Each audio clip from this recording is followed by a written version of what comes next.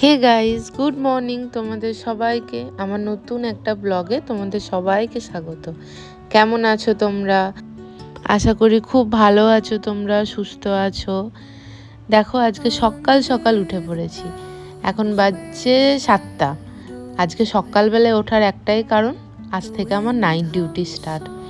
আজকে হচ্ছে শনিবার, তো নাইট ডিউটি মানে অনেক রকম কাজ থাকে। সকালবেলায় উঠে একটু ঘর পরিষ্কার করা, একটু নিজের জন্য সময় বার করা। তো এই জন্যই আজকে সকাল সকাল ওঠা, কারণ আবার তো তাড়াতাড়ি ঘুমিয়ে পড়বো, নাহলে তো সারা রাত আবার জেগে থাকতে হবে। তো সকালবেলায় উঠে একটু স্নান টান করে নিয়েছিলাম, তাড়াতাড়ি করে নিয়েছিলাম, রান্না বান্না করতেও হবে। তো স্নান টান করে একটু ঠাকুরকে পুজো দিই, যেরকম আমি প্রত্যেক দিন করি। ঠাকুরকে পুজো দেওয়ার আগেই আমি লেবু জল খেয়ে নিয়েছিলাম। তারপর লেবু জল খেয়ে একটু চা নিয়ে বসেছি। চা নিয়ে বসে ভাবছি কি রান্না করব। গিয়ে দেখি অনেক রকম সবজি পড়ে আছে। সবজিগুলোকে একবার দেখে নিয়ে চটপট করে কেটে নিলাম। দেখো, আমি সবজিগুলোকে কেটে নিয়েছি, তাই অল্প একটু তেল দিয়ে দিয়েছি। তেল দিয়ে দেখছি আমার তেলটা গরম হয়েছে কিনা। যখন গরম হয়েছে দেখছি, তখন কাঁকরোলগুলো সব তেলের মধ্যে দিয়ে দিয়েছি। আমার এই কাঁকরোল ভাজা খেতে খুব ভাল লাগে। আমার সাথে যে থাকে আমার রুমমেট, সে আবার খেতে চায় না, তাই নিজের জন্যই কিনে নিয়ে আসা।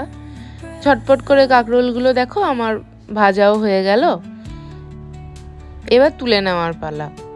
যাই হোক, তুলে নিয়েছি। তুলে নিয়ে দেখছি ডিম আছে, তাই ওই যে তেলটা ছিল ওই তেলেই আমি একটু ডিম ভাজতে দিয়ে দিলাম। এবার ভাবছি আর কি রান্না করব। তো আমি সেই পটলগুলো কেটে রেখেছিলাম, পটলগুলোই ভাবছি একটা দোরমা বানাবো। তো যেরকমভাবে পারি সেভাবেই বানানোর চেষ্টা করছি আর কি। তো যাই হোক, আমি ওই কড়াইয়ের মধ্যে তেল আর একটু পেঁয়াজ আর একটু টমেটো দিয়ে দিয়েছি। যখন দেখছি একটু বাদামি বাদামি হয়ে এলো, তখন সব কিছুকে তুলে নিয়ে আমি একটা মিক্সিতে পেস্ট করে নিয়েছি। পেস্ট করে নেওয়ার পরে ওই পেস্টটা অন্য জায়গায় রেখে দিয়েছি। রেখে দেওয়ার পরে আবার ভালোভাবে ওই যে কড়াইটায় আমি নিয়েছি, কড়াইটাই আবার আর একটু তেল দিয়ে দিলাম। তেল দিয়ে পটলগুলো যেগুলো দিয়েছিলাম, পটলগুলো সব দিয়ে দিলাম তেলের মধ্যে দিয়ে তার উপরে আমি একটু ঢাকা দিয়ে দিয়েছি। ঢাকা দিলে পটলগুলো একটু সেদ্ধ হয়ে যাবে আর কি। তারপর খানিকক্ষণ পর ঢাকনা খুলে দেখছি আমার পটলগুলো অর্ধেক সেদ্ধ হয়ে গেছে। আর এই সময় আমি অন্যদিকে একটু সরষে বেটে নিয়েছিলাম। তো সরষেটা আমি ওই পটলগুলোর মধ্যে দিয়ে দিলাম এখন। দিয়ে তারপরে একটু নেড়ে ছেড়ে একটু জল দিয়ে ঢাকা দিয়ে রেখে দিলাম।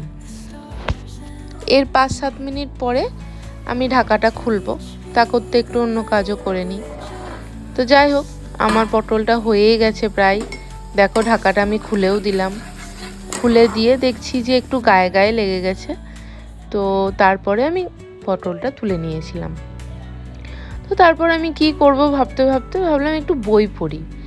তো অন্যদিকে আমি একটু বই নিয়ে বসে গেলাম। এই বইটা আমি অনেক দিন আগে বাড়ি থেকে নিয়ে এসেছিলাম। আসলে আমার বাড়ি শান্তিনিকেতন, তো আমার কাছে এরকম অনেক রকম বই আছে।